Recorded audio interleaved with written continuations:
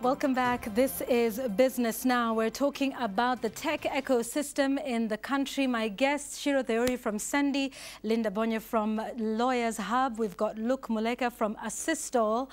And we've got you as well, who's watching. Thank you. I'm seeing your tweets, so we'll get to your feedback in just a moment. But let's speak to another innovator in the country, and that is Mark Njagi, who's the CEO of Wasili Cabs, joining me live now from Nakuru, which is where Wasili Cabs operates. Mark, good afternoon, and thanks for making the time for us. So could you tell us a little bit about your business and the solution that you're providing? Oh, and I like that you're sitting in one of your cars. That's fantastic. Thank you very much, Yvonne. So basically, Wasili is something that my friend Tim Kamanga and I thought about for quite some time. And me having a background in transport industry, my father being one of the pioneers of matatus in Nakuru, I thought of bridging the gap between the people who want to use taxi services and yet they want it to be affordable, because the only other way to get a taxi here was through phone call, or maybe you can go hail a tuk-tuk or something. So Tim, being a person from the a techie kind of a guy, we talked, came up with an idea, and we launched back in June 2018. So tell us then about from June 2018 to date, what that has been like. And I'm also keen to hear your experience, because we all know about another taxi hailing app that is foreign and that maybe some would say, you know, are the big boys of the industry. So what's your experience been like from 2018 to date? The experience has been wonderful. Of course, we've changed the lives of the youth, especially here in Nakuru and to the counties that we've moved to. Yeah, so what I would say is it has made us grow. We've known how to handle a lot of things. We started with nothing, and let's say the growth has been progressive, although the COVID-19 pandemic kind of pushed us back, but we still persevered. And also the competition from the other foreign apps is very stiff, because they have the financial muscle and the technology muscle. So basically we just push, yes, and hope for the best. Yeah, absolutely. So could you give us some numbers, maybe some stats? How many rides have you been able to give? How many do you do in a year, maybe in a month, that we can that can tell us about the growth of Wasili? I remember when we started, I made the first ride, I myself, and we used to make like 3-4 rides a day.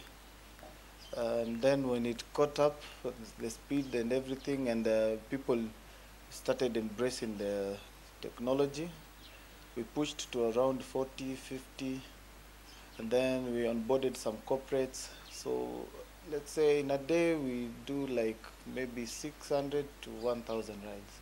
Oh, that's pretty good. And the areas that you cover? Yeah, we cover 7 counties.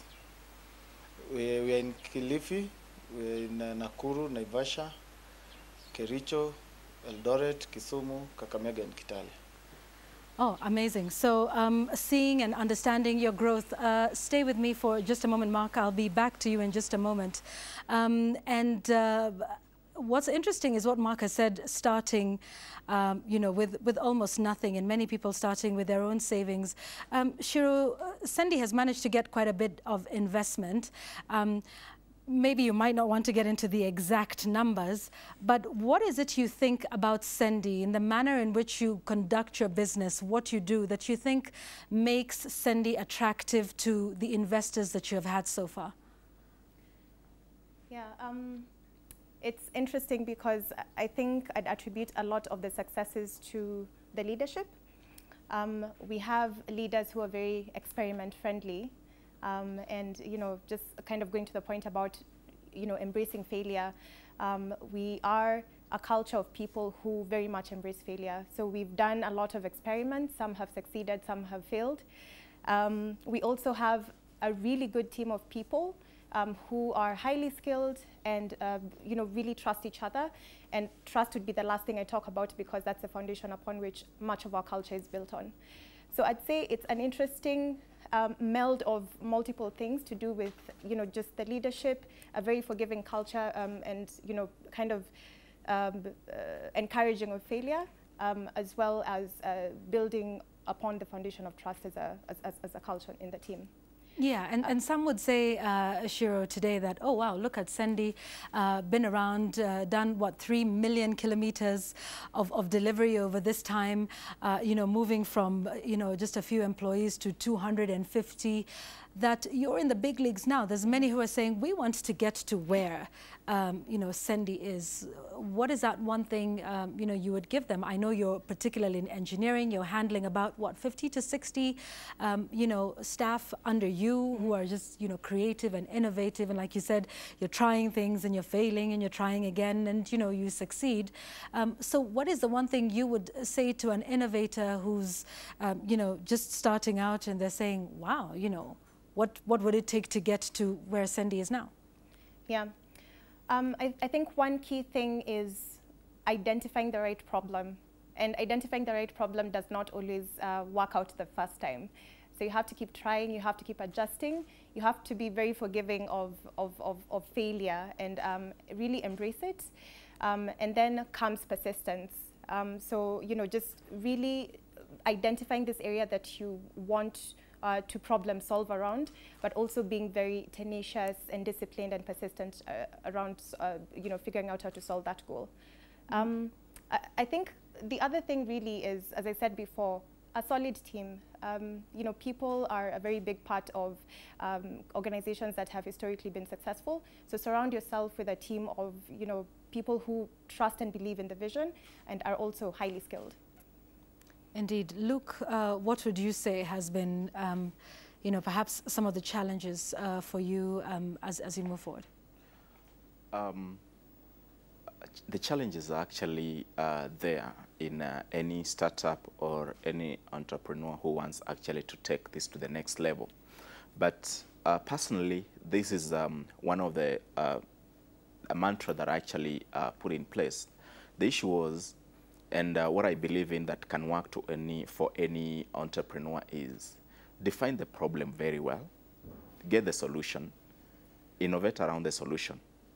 The sustainability or how you make money might come as one of the issues in the fourth or even at the fifth. Then at the fifth one, you'll be looking, how do I scale out? You've just heard from our colleague Sendy, how they started and where they are.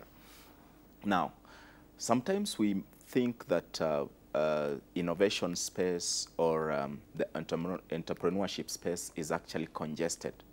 What I believe in is that you might be addressing the same problem, probably have the same innovation to the same problem, and providing the same solution.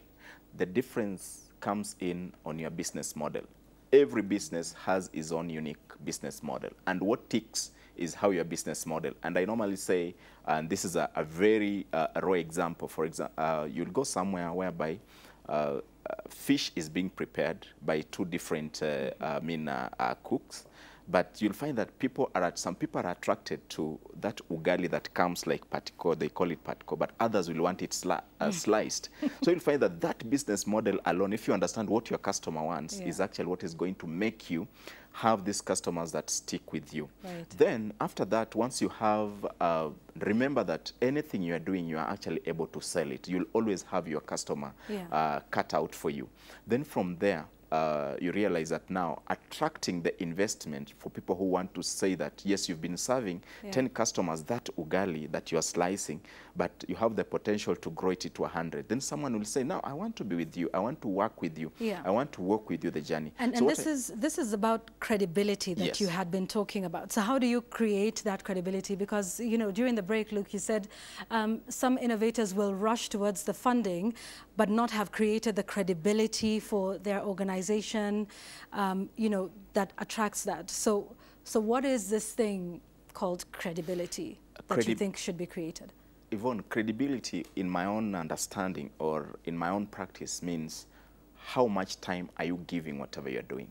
No one will want to invest money in you, or no one want to work with you if you are only giving it half-baked output in terms of time, because time and investment is one of the best investment that a youth can have, or an entrepreneur can have to whatever they are doing. If you're not giving it time, quit, because you'll never deliver to whoever is working with you, whether it's a customer or whether it's an investor.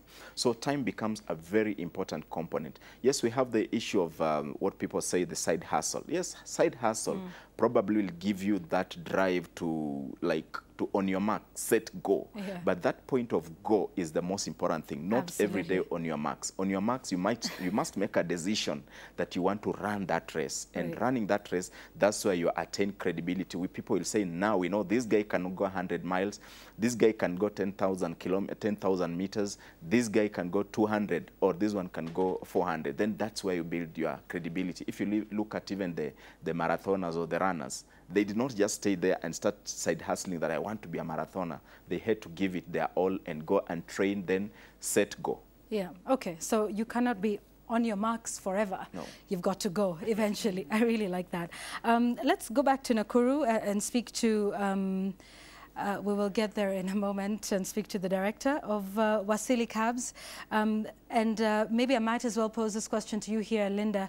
The legal and the regulatory, you know, framework, what is it like protecting one's innovation, you know, intellectual property? There's people who say, I had a great idea, and that idea I saw was, you know, was taken. I think maybe an example right now is the person that created Please Call Me, who's currently locked up in a legal battle in South Africa with Vodafone. And is asking for billions of rand, is it? Or billions of, no, billions of rand, you know, in that space. So how do you get to a point where legally you are protecting your innovation? How does Luke make sure that somebody else doesn't come up with something that is quite similar to what, you know, he's doing? Okay. I think I really like the South African guy. Like he's negotiating, he's rejecting offers, which is a really good thing. I think in terms of intellectual property, one of the things I tell entrepreneurs is that, one, it's not the person who has the idea, it's the person who executes. So how do you execute an idea so that you actually go to market without simply just saying, I have great ideas? Because many people say that even in the village, you see somebody has a master's degree and they're like, oh, I had this idea when I was young, but they never executed it. So the important thing first is to execute that idea. And number two, I think it's important to know how the world works, especially around intellectual property. Across the continent, we have really you know, our weak intellectual property laws and execution. And so you have, you know, some intellectual property rights, but then how do governments actually, if you see somebody infringing on your right, how do they actually help you? So what happens is that the entrepreneur must also take the first step in protecting and, you know, going forward to enforce this particular intellectual property. The sad thing about Africa now, especially with the tech startups, is that people are going abroad to enforce these intellectual properties. So many companies now don't even want to incorporate in Kenya or protect the intellectual property in Kenya. They would do that in America. And so they will now work backwards and go to these particular countries and say, we will incorporate in Delaware, and then come in and have a subsidiary in Kenya. And the same with intellectual property, so that investors are now asking that, can you, if that intellectual property is registered in Kenya, we won't recognize it. It has to be within the US, because they trust their government to actually enforce this particular intellectual property, you know, laws. So I think that's one of the weaknesses we have that should really be taken care of. But how do startups actually maneuver this if you don't have the resourcing to go abroad? I think one of the things that is important for a startup is just to understand the law that applies to startups.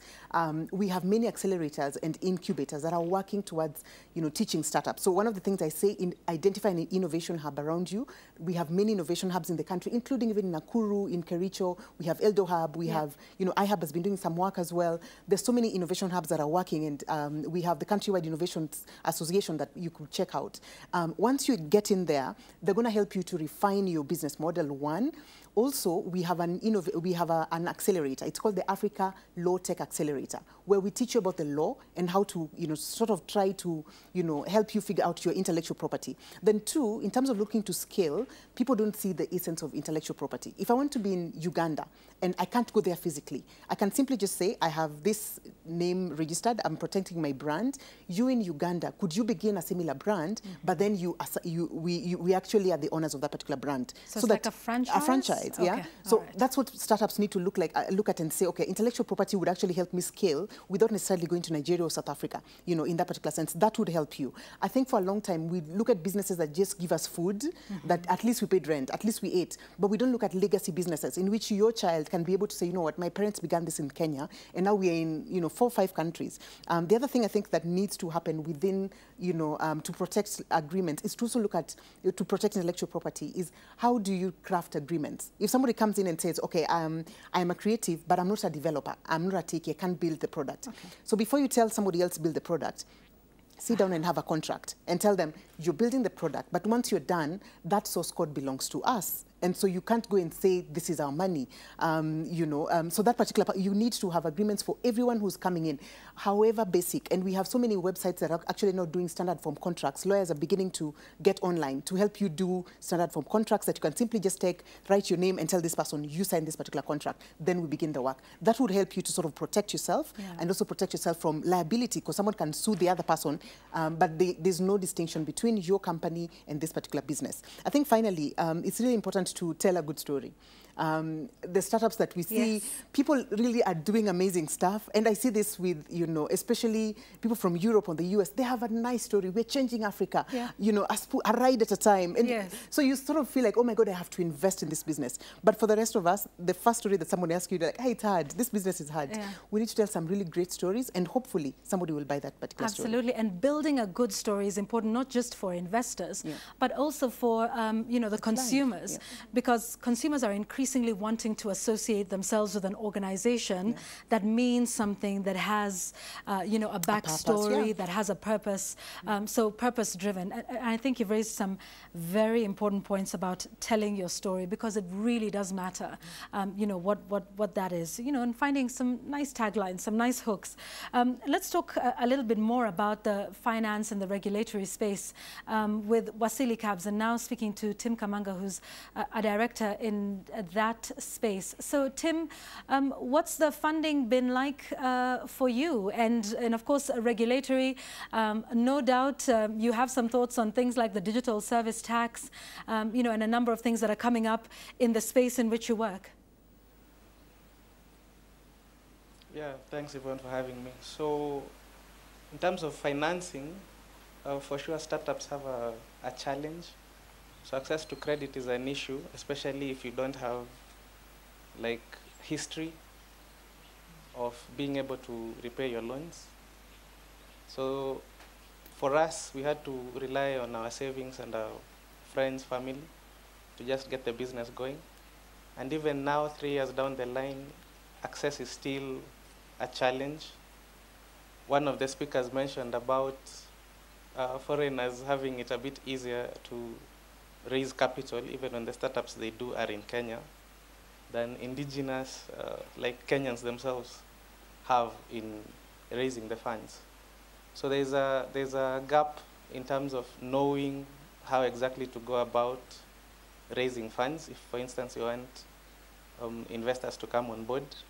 And there's also a challenge which has been compounded by COVID of access to credit itself. Mm. And so, Tim, Tim, allow me to jump in. So what are you doing to mitigate these challenges?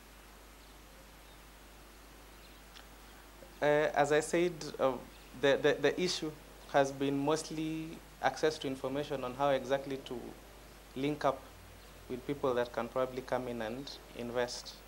So for us, we've embarked on trying to send proposals to organizations that can probably come in and invest with us. We are still relying on our funds, so plowing back whatever we are making to fund the expansion. And we are hoping that, having been in business for a few years now, the access to credit even from commercial banks will be a bit easier moving forward. Okay. Tim, before, because I want to take the final round of comments now, so I'll have you begin since we're still with you on that space, is what's your advice to others who want to do what you do? You know, let's be honest here. There's Uber that's in the country, and Uber is, you know, an American company. They've got big bucks, very different from, you comparing with some of the challenges that you've just raised. And some would say, but why start that if there's already something else? What would you say is the defining thing for Wasili as opposed to other taxi hailing apps? And it's not just Uber. There's several other local ones as well as international ones. But what is the defining factor for Wasili, in your view, and your advice to others who would say, oh, well, but it's already being done by somebody, so why would I want to get into that space? What's your advice? My advice would be, there is no, they say imitation is the highest form of flattery, so I do not see any issue with you replicating an idea that is working elsewhere and sort of localizing it. The reason Wasili is in existence now is because Uber was existing, but probably thought that these markets that we are now serving were too small. But the people in these markets appreciate the service the same way as someone in New York would appreciate convenience. It's the same way someone in Kakamega, in Kitale, would appreciate the same convenience. So do not refuse or do not deny others a chance just because an idea is already existing somewhere. Just localize it to your situation or your environment and offer the service. Indeed. Tim Kamanga, thank you very much, Director at Wasili. And that is in 14 counties, I believe, across the country. So let me now come back here and get some final words. Shiro, I'd like to begin with you. Let's, your final words on where we go, and particularly, on the STEM sector. I have to say it's very good to have a vice president for engineering who's a woman and who's heading, a department of 50 people. But, just speak to us about the challenges of tech and science in this space, if any, from your perspective, and, where we go from here, advice to others as well. Yeah. A challenge I'll touch on, and it's slightly linked to something someone said about entry of international companies into the market, is definitely talent. We faced huge disruptions with the entry of international companies into the market. So we've been bleeding a lot of what we call senior talent. So I'd say that's still a challenge that we are figuring out how to navigate.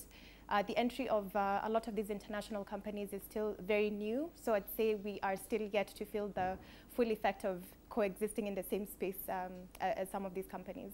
So I'd say talent is a big challenge for us, but we are also, just doubling down on initiatives such as recruiting senior talent, but more so developing junior talent internally, and really incentivizing students in universities to take more engineering degrees and courses, because there's definitely opportunity. So I'd say that's a big one. A comment for, what next for SENDI. With the enactment of the Africa Continental Free Trade Area, we feel like we're very well positioned at this point to continue with our mission to drive trade in Africa. So we're very excited about that, and really looking forward to the possibilities, especially now that we're expanding into the West African market. Okay, great. Thank you. Thank you very much, Shiro, for that. Luke, I'll come to you with your final words, which is to tell us, where you go from here. When we spoke, you mentioned the fact that you're now trying to figure out the payment options, for the app. So what are your thoughts around that, and where you go from here? Just in about a minute, if you can. Yeah, what we're figuring out to integrate Assistol to the payment platforms. Like I will tell you that we have now interpreters that have joined the app other African countries, and we want to see how do they get paid, because at the start it was an intervention to COVID-19, which was pro bono, but now we want people to start earning from this, because interpretation is work like any other work. So we're integrating in high talks with the Safaricom to see how we can put this also on M-Pesa. We are at a very high level of discussion to make sure this is done. So the other thing that I would just want to say is that finding your ecosystem. Wakili said about finding your ecosystem.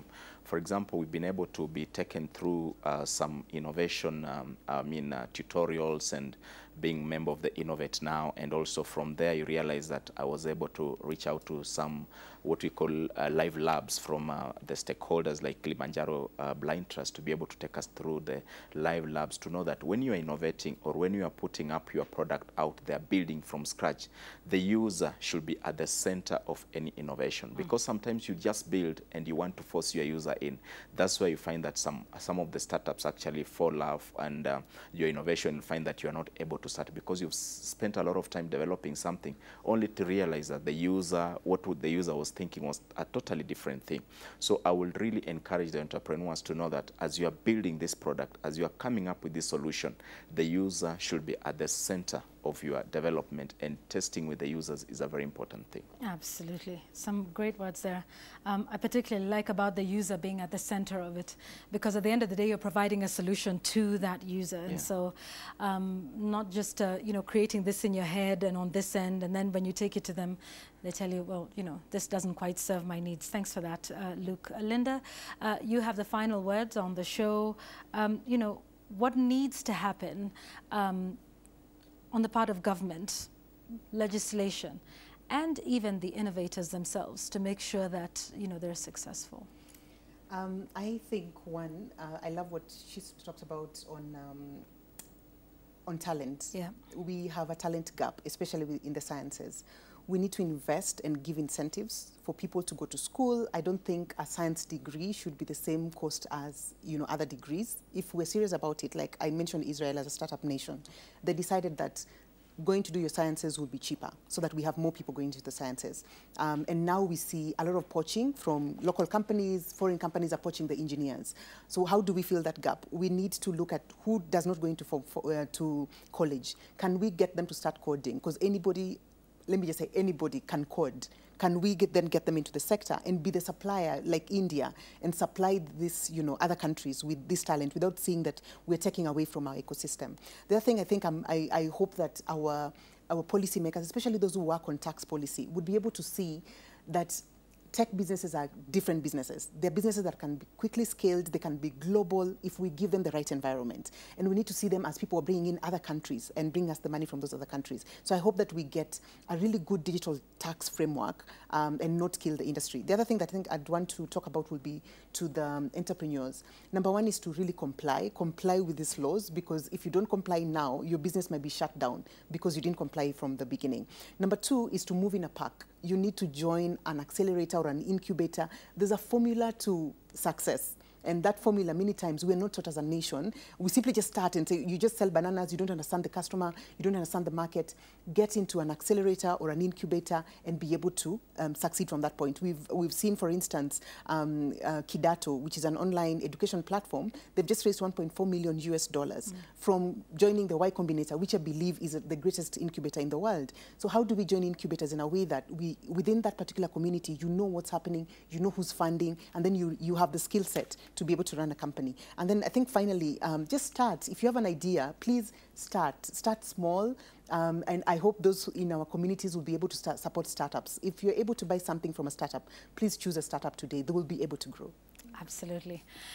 Everyone can code. The day I will code, then I'll know everyone can code. I tried, and I'm a lawyer. Yeah, I'm terrible with tech. Oh my goodness, terrible. Ask anyone who works with me. Yeah. That's why I write everything.